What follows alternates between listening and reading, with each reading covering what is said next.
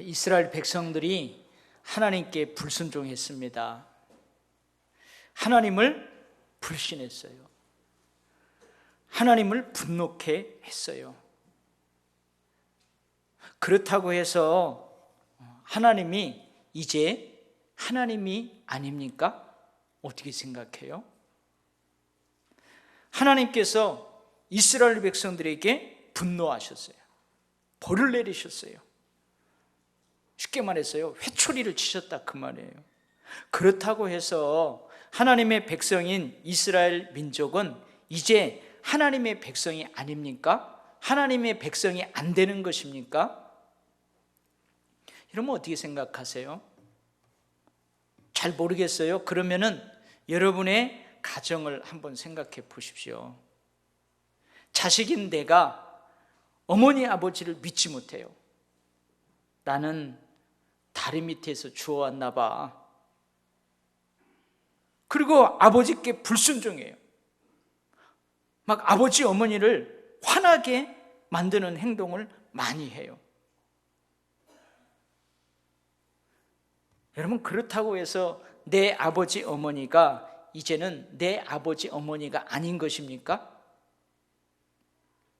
아니죠. 그렇다고 해도 내 아버지 어머니는 여전히 내 아버지 어머니예요. 아버지 어머니가 자식인 나에게 막 화를 내요. 너 이놈, 내 말 안 듣고 그렇게 하려면 내 집에서 나가. 아버지 어머니가 막 나에게 회초리를 쳐요. 그것도 막 눈물이 쏙 빠지게. 그래갖고 집을 나가버렸어요. 집을 내가 나와버렸어요. 여러분, 내가 집을 나와버렸다고 해서 내가 아버지 어머니의 자식이 이제 아닌 거예요? 아니죠. 그렇다고 해도 나는 여전히 내 아버지 어머니의 자식입니다. 아멘? 예. 하나님께서는요, 아브라함, 이삭, 야곱을 택했어요. 그 택한 이유가 뭘까요?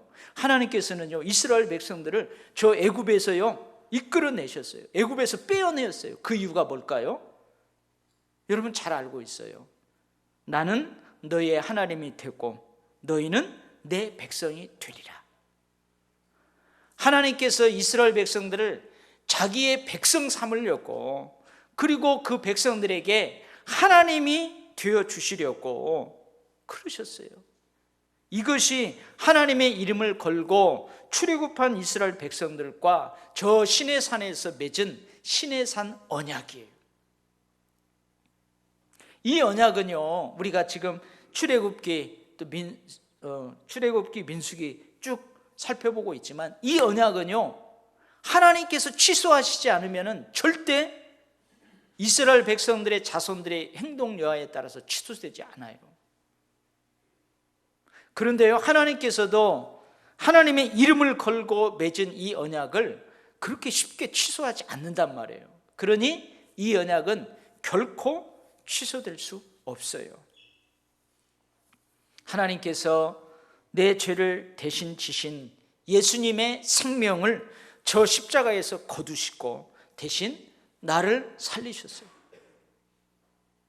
나는 죄가 없다고 인정해 주셨어요. 나를 구원해 주셨어요. 예수 그리스도라는 그 생명의 값을 치르시고 나를 사셨어요. 하나님의 존귀한 자녀로 삼으셨어요. 이것이 십자가의 은혜입니다. 이것이 십자가의 언약이고 십자가의 약속입니다.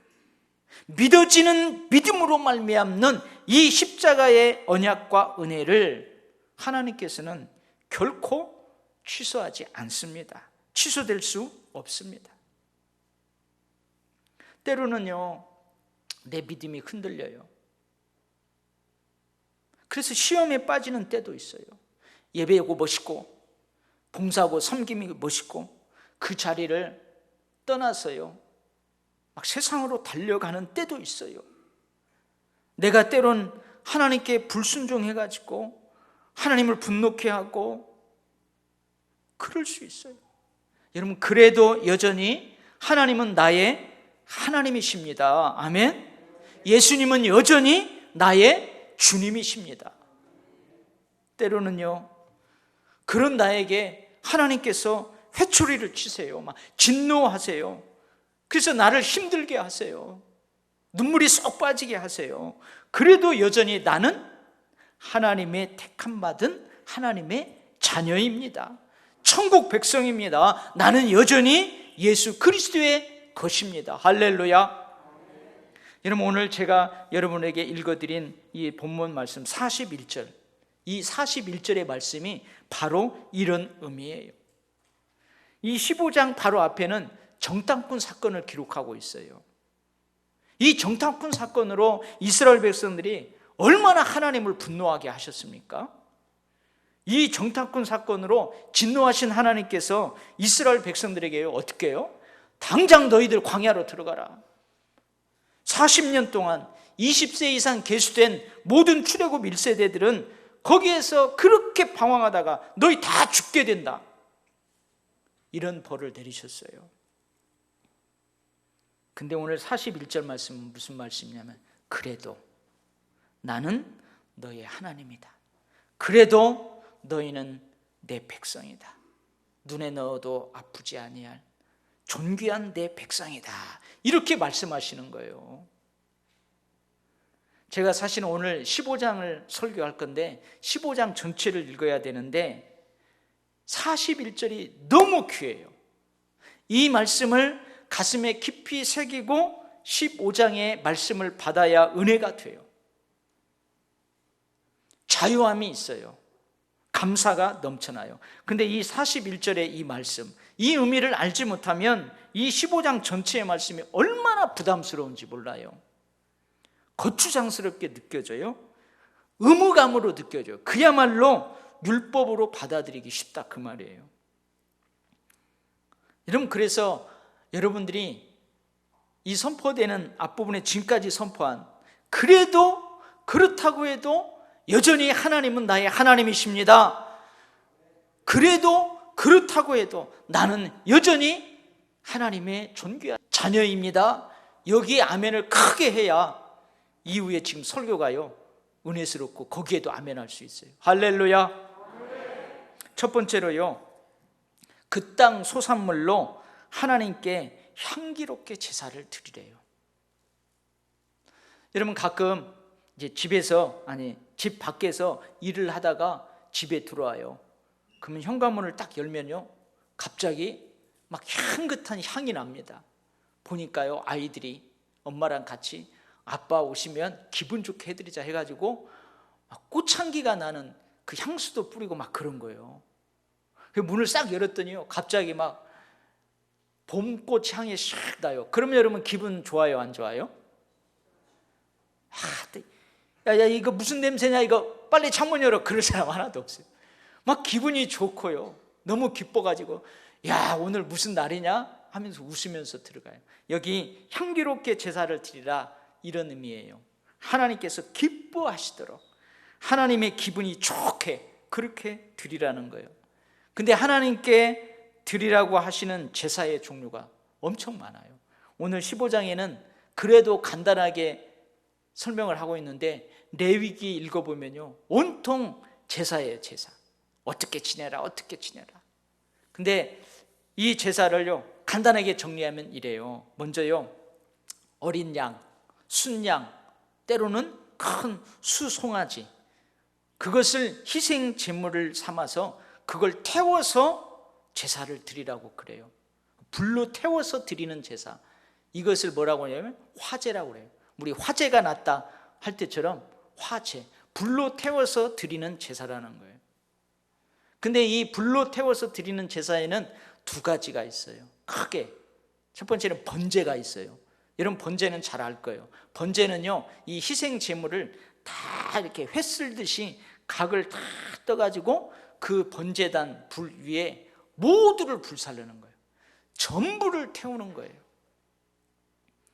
여러분, 가끔 우리 집에서요 삼겹살을 구워 먹어요. 삼겹살을 구워 먹으면은 이 삼겹살 굽는 냄새가 옆에 나요, 안 나요? 여러분, 안 나는군요. 그러면 삼겹살로 하지 말고 갈비로 합시다. 여러분 집에서 갈비를 구워 먹어요. 그러면 이 갈비 냄새가 막 나요. 그러면 옆집에 그 사람들이 뭐냐면, 야, 저 집 오늘 고기, 맛있는 고기 먹네, 우리도 내일 갈비 사다가 먹자 그래요. 여러분 고기 다 태우면은 향기가 나요. 하나님은 그 향기를 받으신다는 거죠. 번제는 다 태워서 드려요. 그 다음에 화목제가 있어요. 이 화목제는 제물을 다 안 태워요. 일부분을 태운 다음에 나머지는 흔들어서 하나님께 감사로 드리고, 때로는 제사장에게 주고, 때로는 그 제사를 지내는 그 사람에게 다시 돌려줘요. 가족들하고 이웃들하고 그걸 나눠 먹으라고. 근데 그것도 아무렇게나 먹으면 안 돼요.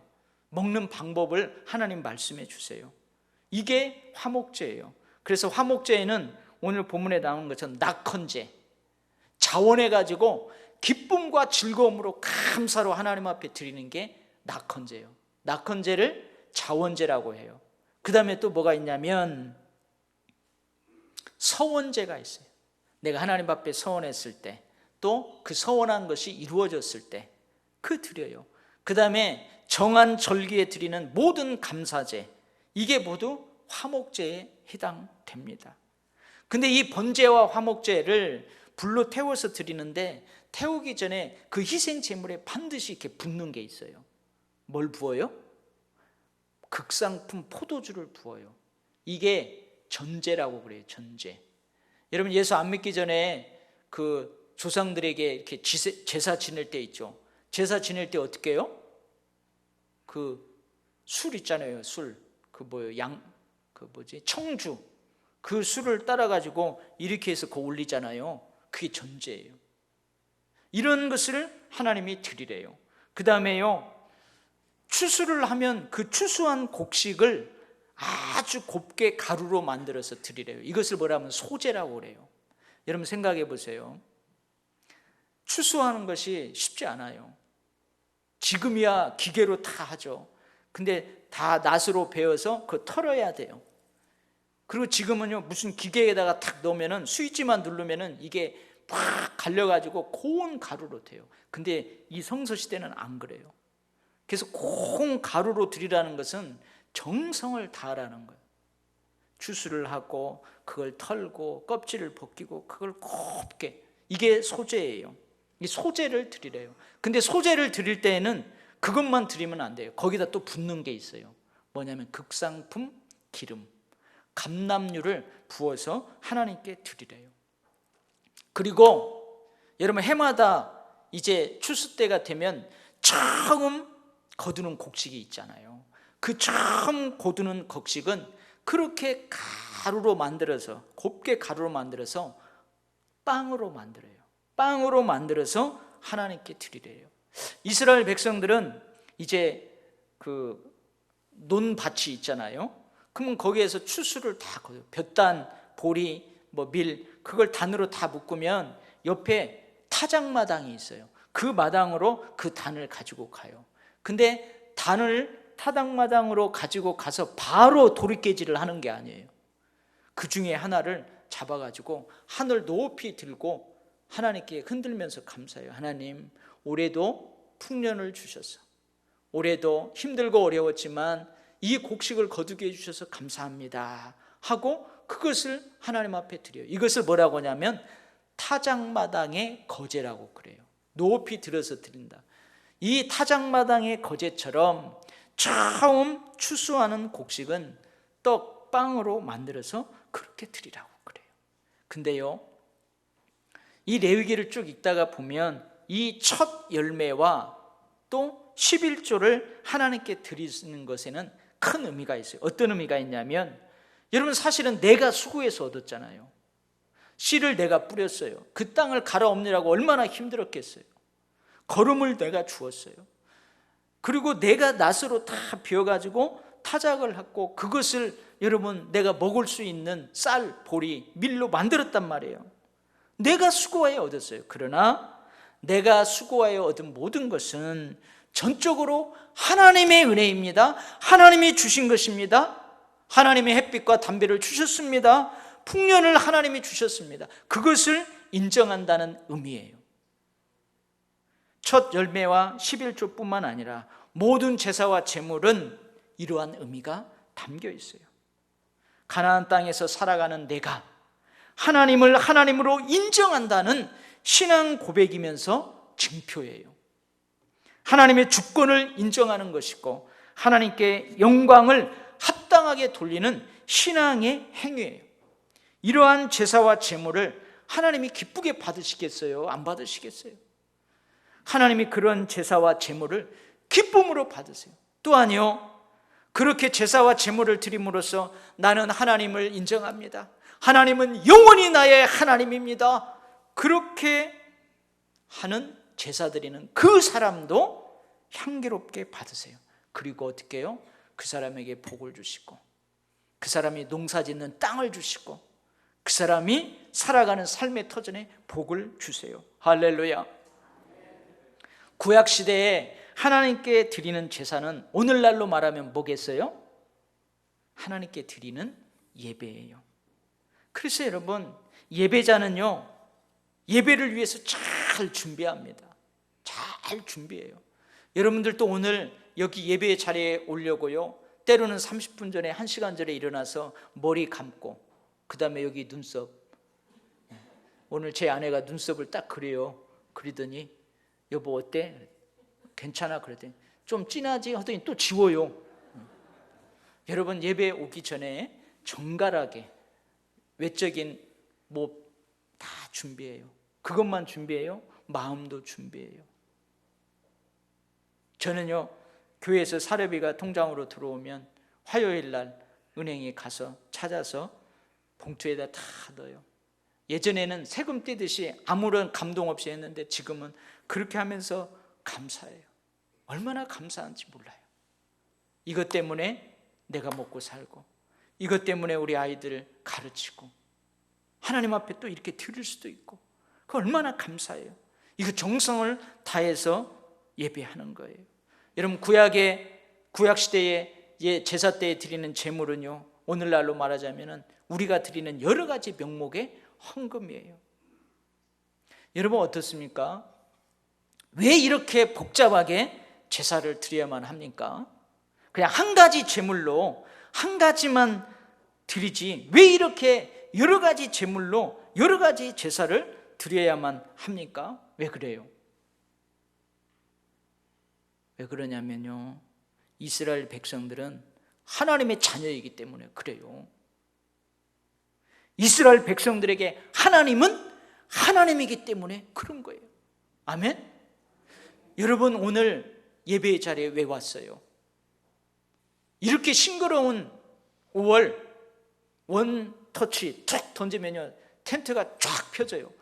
그거 가지고 자녀들이랑 조금만 밖에 나가면 캠핑할 수 있고 그럴 수 있는데 오늘 그렇게 하지 않고 오늘 여러분들 왜 왔어요? 마스크를 쓰면서까지라도 왜 왔어요? 그것도 빈손으로 오지 않고요, 정성을 다하는 예물을 가지고 나왔어요. 왜 그래요?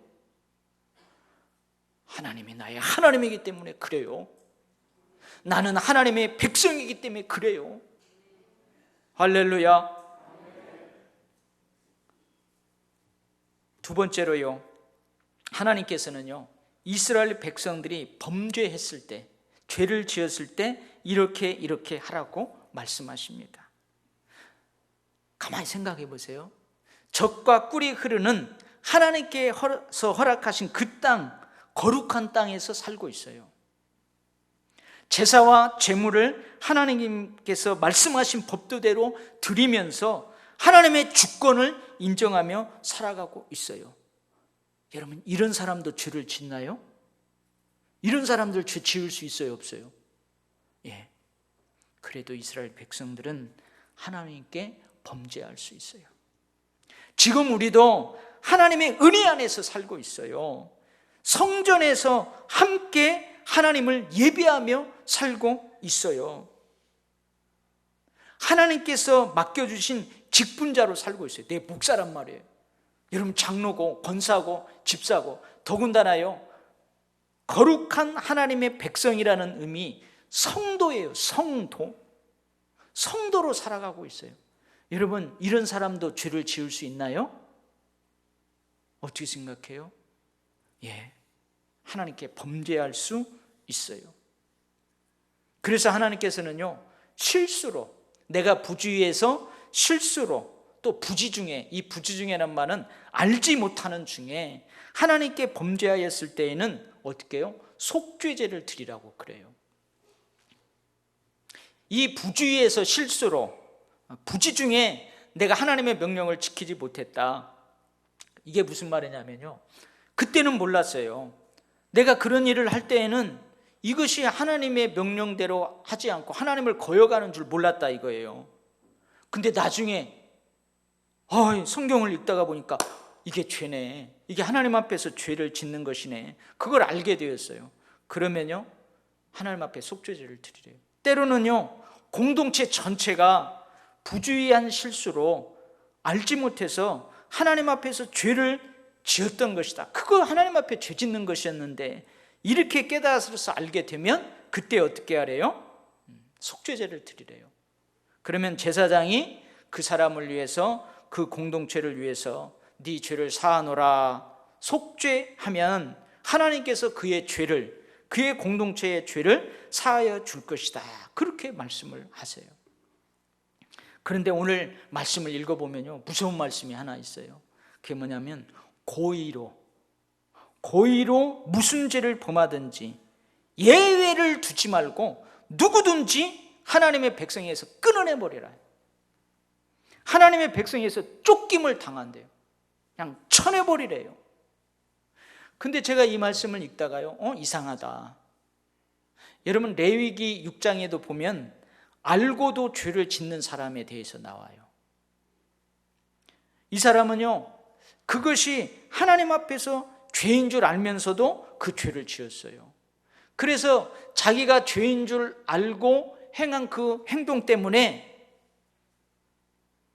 교회의 영광을 가려버렸어요. 성전의 영광을 가려버렸어요.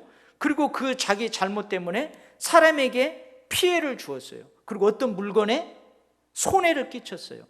그러면 이 사람은 백성 중에서 끊어지는 게 아니고 하나님 뭐라고 하냐면 속죄제와 함께 속건제를 드리라고 그래요. 이 속건제는 뭐냐면 보상해 주는 거예요. 자기가 죄인 줄 알고 죄를 지었어요. 근데 그 결과로 인해서 누군가 손해를 봤어요. 피해를 입었어요. 그러면은 하나님 앞에 속죄제를 드리고 그 사람에게는 갚아주라는 거예요. 이게 속건제예요. 그렇게 하면 제사장이 하나님 앞에서 이 사람을 위해서 속죄해요. 네 죄를 사하노라. 그러면은 하나님께서 그 사람의 허물을 사해 주신다고 했어요. 이상하잖아요. 레위기에서는 알고도 죄를 짓는 사람을 용서해요. 허물을 덮어줘요. 속죄제와 속건제를 통해서. 근데 오늘 고의로 누구든지 어떤 죄를 범하면은 끊어내버리래요. 쳐내버리래요. 여러분, 왜 그럴까요? 과연 레위기 6장에 알고도 짓는 지와 오늘 본문에 고의로 범하는 죄는 어떻게 다르길래 이런 차이가 있을까요? 그래서 양쪽을 살펴보면서 봤더니 이 고의로, 우리 고의로라는 번역한 원래의 단어에는 어떤 뜻이 있냐면요, 손을 높이 쳐든다는 거예요. 여러분, 저 사람하고 싸울 때 어떻게 해요? 막 손을 높이 쳐들면서 막 뭐라고 하잖아요. 이런 뜻을 담고 있대요. 마치 하나님께 막 반항하고 하나님께 대드는 듯한 그 모습을 묘사하는 그 뜻이 이 고의로라는 그 단어에 담겨 있다는 거예요. 여러분, 때로는 우리가 하나님을 찬양할 때 은혜 받으면 어떻게 해요? 손을 막 높이 들고 이렇게 찬양하잖아요. 영광 받아달라. 근데 이러한 높이듦이 아니고 반항하는. 그래서 고의로 죄를 범한다, 그런 의미에는 뭐냐면 하나님을 비방할 의도를 가지고 죄를 범하는 거예요. 네가 무슨 하나님이야? 사람들한테 봐라, 내가 이런 죄를 지어도 하나님 죽었어, 가만히 있잖아. 하나님을 멸시하고 하나님을 경멸하고 하나님을 모독할 의도를 가지고요, 철저하게 계획을 세우는 거예요. 지속적으로 계속적으로 죄를 범하는 거예요.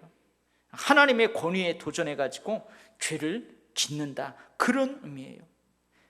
이렇게 고의로 범하면 당연히 하나님의 백성 중에서 내침을 당한다, 그 말이에요. 사랑하는 성도 여러분, 나는 부주의해서, 나는 실수로 부지 중에 범죄할 수 있어요. 아멘? 그럴 수 있어요. 우리 공동체가요, 부주의해서 실수로 부지 중에 하나님을 반하는 잘못을 저지를 수가 있어요. 여러분, 그래도 우리는 하나님께 나아갈 수 있습니다. 하나님께 나아가서 그 깨달은 죄를 고백하며 제물과 함께 속죄제를 드릴 때에 용서함 받을 수 있습니다. 할렐루야. 왜 그래요? 왜 그래요? 잘 몰라요? 그럼 여러분의 가정을 생각해 봐요. 자식이요, 그렇게 하고 집을 나가버렸어요. 집을 나갔어. 그러면 집 나갔어요. 나간 자식 때문에 아이고 이놈 자식 없으니까 너무 편하다 하고 막 거실에서 막 대자로 누워서 주무시는 엄마 아빠가 있어요? 그러지 않아요. 아이고 이놈의 자식이 어디서 제대로 잠은 자나 밥은 먹나, 웅크려 자요. 웅크려 자. 그러다가 이놈이 모르는 척하고 왔어요. 그러면 뭐라고 그래요? 뭐더러 들어왔어 이놈의 새끼. 나갈 때는 찰살 것처럼 하더니 뭐더러 들어와, 나가. 그래갖고 이 들어왔던 아들이 그래도 자존심 굽히고 들어왔는데 나가라고 하니까 다시 삐져갖고 막 나가. 그러면 뭐라고 그래요 여러분? 뒤통수에 대고 어디가 빨리 안 들어와, 그러잖아요. 그래요. 여러분, 왜 그래요? 여전히 하나님은 나의 하나님이시기 때문에 그래요. 그래도 여전히 나는 하나님의 자녀이기 때문에 그러는 거예요. 그래서 하나님 품에 뛰어 들어갈 수 있는 거고, 하나님은 그 뛰어들어오는 나를 안아주시는 거예요. 우리는요, 하나님께 반항하는 고집과 아집으로 죄를 범할 수 없습니다. 막 하나님 앞에 대드는 것처럼 아주 철저하게 어떻게 대들면은 하나님을 경멸할까? 어떻게 대들면은 하나님을 멸시할까? 어떻게 하면 하나님의 권위를 손상시킬까? 하나님이 아닌 것으로 사람들에게 드러날까? 막 그런 계획을 가지고 철저하게 막 계획 세우면서 지속적으로 우리는 죄를 범할 수 없습니다. 왜 그래요? 그렇게 해도 하나님은 나의 하나님이십니다. 너 집 나가버려 해도 하나님은 나의 하나님이시기 때문에, 회초리를 쳐도 나는 여전히 하나님의 자녀이기 때문에 그래요. 그래서 어떻게 해요? 엄마 아빠한테 혼나고 엄마 아빠가 우리 엄마 아빠 아닌 것 같아도요, 누가 우리 엄마 아빠 팍 뭐라고 하면 어떻게 해요? 아니야, 우리 엄마 아빠 그럴 뿐 아니야. 어머니 아버지 편 듣잖아요. 여러분, 자식이 말 안 들어갖고 그래도요 어떻게 해요? 그래도 다른 사람이 내 자식 막 나무르면 왜 그래요? 왜 귀한 남의 집 자식 당신 아들이나 신경 써 하면서 막 그러잖아요. 내 자식이 잘못해서도 막 그래요. 이렇게 여러분, 우리는 고의적으로 하나님 앞에서 죄를 범할 수 없어요. 할렐루야. 세 번째로요, 하나님께서는 이스라엘 백성들에게 안식일을 명령대로 지키라고 그래요. 여러분, 이스라엘 백성들이 지금 어디에 있냐면 아직 가나안 땅에 들어가지 않았어요. 아직 광야에 있어요. 근데 이 광야에 있을 때에 어떤 사람이 안식일 날 나무를 하러 간 거예요. 나무를 하러 갔어요. 근데 나무를 하는 것을 옆에 사람이 지켜봐갖고 그 사람을 잡아다가 모세와 아론 그리고 백성의 지도자들이 있는 곳으로 끌고 왔어요. 근데 오늘 본문에 보면 모세가 이 사람을 어떻게 할 줄을 몰라요. 이 사람을 어떻게 처리해야 할 줄을 몰라요. 출애굽기 35장 2절에서 3절입니다. 엿새 동안은 일하고 일곱째 날은 너희를 위한 거룩한 날이니 여호와께 엄숙한 안식일이라. 누구든지 이날에 일하는 자는 죽일지니라. 안식일에는 너희의 모든 처소에서 불도 피우지 말지니라. 여러분, 이 사람이 분명히 불을 피우려고 나무를 하러 올라갔을 거 아니에요. 근데 아직 불은 안 피웠어요. 그러니까 모세가요, 이 안식일을 범한 것 같은데 이 처리를 처음 이제 해보는 거예요. 그래서 이 사람을 가둬놓고 하나님께 기도해요. 하나님 어떻게 처리하면 좋을까요? 근데 하나님 뭐라고 하세요? 그 사람을 반드시 죽일지니라. 온 회중이 진영 밖으로 나가서 돌로 그를 쳐 죽일지니라. 그래요. 여러분 가만히 생각해 봐요. 여러분 한 번 법도 정해놓으면요 3번까지는 용서해 주잖아요. 아직 잘 적응이 안 되니까 다시는 이런 법이 있으니까 하지 말라고. 근데요 이 사람 쳐 죽이라고 그래요. 너무하지 않습니까? 너무한 것 같아요. 근데 안식일은요 하나님의 명령이에요. 안식일을 지키는 것 역시 언약의 하나님의 주권을 인정하는 신앙적 행위예요. 그런데 이 사람은 하나님의 주권을 인정하는 신앙적 행위인 안식일에 대한 명령을 고의적으로 범했어요. 반항적으로 안식일에 대한 명령을 범했어요. 그런 법을 주셨어? 그래, 한번 죽이려면 죽여봐. 진짜 죽이려. 에이, 반항하면서 하나님 앞에 하나님을 멸시하면서 하나님이 말씀해 주신 지엄한 그 하나님의 말씀에 대한 권위를 인정하지 않으면서 그렇게 한 거예요. 하나님은 이런 마음으로 안식일에 대한 명령을 범한 이 사람을 엄단하라고 말씀하세요. 저는 한번 생각해 봤어요. 왜 이렇게 첫 번 이 사람을 엄중하게 하는가? 그것은요 하나님의 분명한 의도가 있어요.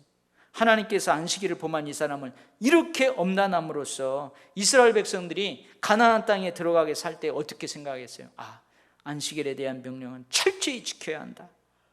안식일에 대한 명령은 철저히 지켜야 된다. 깊이 아로새기도록 그렇게 하셨어요. 여러분 신약 시대로 옵니다. 예수님이 안식일에 대해서 뭐라고 그래요? 예수님은 안식일의 주인이라고 그래요. 그리고 안식일은 사람을 위해서 있는 거예요. 사람이 안식일을 위해서 있는 것이 아니라고 그래요. 제자들이요 그 벼를 이렇게 손으로 비벼갖고 먹었어요. 막 이랬다고, 타작했다고, 손 타작기로 타작했다고, 너 이랬다고, 안식일을 범했다고 막 공격해요. 그때 예수님이 뭐라고 그래요? 여러 가지 예를 들어요. 그러면서 뭐라고 해요? 안식일에 선을 행하는 것, 생명을 구원하는 일, 그 일이라면 기꺼이 그 일을 해야 한다고 말씀하세요. 생명을 구원하는 일, 선을 행하는 일이라면 아버지께서도 안식일에 일해요. 그러니 나도 일한다. 예수님이 그런 말씀하세요. 사랑하는 성도 여러분, 우리는 하나님의 자녀입니다. 하나님은 우리의 하나님이십니다. 안식일의 주인이신 예수님은 우리의 주님이십니다. 우리는 예수님의 것입니다. 그러니 우리는 안식일을 지키는 거예요. 물론 우리는 구약의 안식일이 아닌 예수님께서 부활하신 안식 후 첫날 주일을 지키고 있어요. 여러분 왜 우리가 주일을 지키는지 그건 제가 출애굽할 때 다 설교를 했어요. 여러분 주일을 지키는 것 역시 하나님의 주권을 인정하는 신앙적 행위입니다. 우리는 고의적으로 반항적으로 주일을 범하면 안 됩니다. 여러분 주일을 지키지 못하고 일을 해야만 한다면 선한 일을 해야 합니다. 생명을 살리는 일을 해야 합니다. 할렐루야. 마지막으로 4번째요, 옷단에 술을 만들어 달라고 그래요. 이 술이 뭔 줄 아세요? 잘 모르겠어요. 근데 이스라엘 백성들이 입는 겉옷 4 귀퉁이에다가 이 술을 달래요. 이 술은 뭐냐면 꽃 모양의 청자색 실로 꽃 모양을 이렇게 만들어 가지고 다는 거예요. 아마 이런 게 아닐까 생각돼요. 이런 게 여기 있죠. 이런 청자색 실로 그렇게 해가지고 옷에다 다르래요. 근데 이유가 있어요. 왜 이것을 달라고 하냐면 여러분 가나안 땅에 들어가서 살다 보니까 그 가나안 이방인들의 세속적인 풍습이 너무 좋은 거예요. 그래서 하나님의 말씀이고 명령이고 뭐고 막 거기에 푹 빠져가지고 막 가요. 근데 막 가다가 어떻게 해갖고 이 술이 눈앞에 딱 보이는 거예요. 그러면 하나님의 말씀이 이것이 아닌데, 그래서 하나님의 말씀을 기억하고 다시 그리 달려가지 말고 하나님의 품으로 달려오라. 그런 의미로 이것을 달라고 그래요. 여러분, 행동에 있어서도 구별된 거룩한 백성답게 행동하도록 하는 역할을 이 옷단의 술이 그렇게 했어요. 그래서 유대인들은 이 옷 끝단 양쪽 네 귀퉁이에 다는 이 술을 어떤 의미를, 상징적인 의미를 담았냐면 생명의 꽃, 생명의 꽃. 왜 그래요? 계속 세상으로 달려가면 죽어요. 근데 이것을 보고 다시 하나님께 돌이키고 하나님의 말씀 품으로 오고, 그래서 이걸 생명을 살리는 생명의 꽃이라는 상징적인 의미를 담았어요. 여러분, 우리는 하나님의 자녀예요. 우리는 그러기 때문에 생명의 꽃을 몸에 지니고 세상 사람들하고는 구별된 삶을 살아야만 할 줄 믿습니다. 아멘. 요즘 이렇게 생각하는 그리스도인들이 있을 수 있어요. 아니, 이 바쁜 시대에, 먹고 살기 힘든 시대에 주의를 꼭 지켜야만 하냐? 이제 염려가 되는 거예요. 이번에 코로나 사태 때문에 이렇게 영상으로 가정예배 순서로 홀로 이렇게 예배를 드렸잖아요. 근데 이것은요, 원칙이 아니에요. 철칙이 아니에요. 비상사태에 준하는 준칙이에요. 근데 여러분, 예배 드려보니까 예배 드리는 것 같아요? 아마 여러분들 가운데에는 영상으로 예배 드릴 때 넥타이 딱 매고 양복 입고 교회 와서 예배 드리는 것처럼 딱 하니 그렇게 예배 드린 사람도 있지만 그러지 못한 사람도 있을 수 있어요. 그냥 추리닝 입고 머리도 부시시 하고, 그러고 다리 쭉 펴고 새우깡 하나 갖다 놓고 새우깡 먹으면서 그렇게 본 사람도 있을 수 있어요. 이게 원칙이 아니란 말이에요. 비상사태에 준하는 준칙이에요. 이 바쁜 시대에 그냥 영상으로 하지 꼭 성전에 회방에 모여야 돼? 아니, 피곤한 중에 그래도 예배 나와서 예배 드려주는 것이 감사하지 무슨 봉사를 해야 되고 뭘 해? 꼭 그래야만 돼?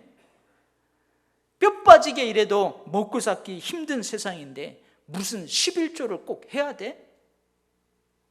여러 모양의 헌금을 해야 되냐고. 아니, 하나님이 주인이고 하나님은 다 없는 거 없다면서 꼭 하나님 앞에 우리가 드려야 돼? 혹시요, 오늘 지금 예배 드리는 여러분들 중에서 진짜 혹시 이런 생각을 가지고 있는 분이 있다면요, 오늘 이 시간부로 이런 생각 여러분 마음과 생활 속에서요 탈탈 털어내버리시기 바랍니다. 왜 그래요? 나는 하나님의 자녀이기 때문에 그런 거예요. 다른 사람은 하나님이 아니다 그렇게 믿는 사람들, 그런 사람들은 이런 생각할 수 있어요. 근데 나는 하나님의 자녀예요. 나는 예수님의 것이, 나는 천국 백성이에요. 하나님은 항상 나의 하나님이에요. 예수님은 여전히 항상 나의 주님이세요. 그러니까 우리는 그러는 거예요. 할렐루야. 여러분 어때요? 부담스러운가요? 여러분 어때요? 거추장스러운가요? 이거 명령대로 하는 거 율법적으로 막 해야 되나요? 아니에요. 여러분에게 예배하는 행복이 충만하기를 바랍니다.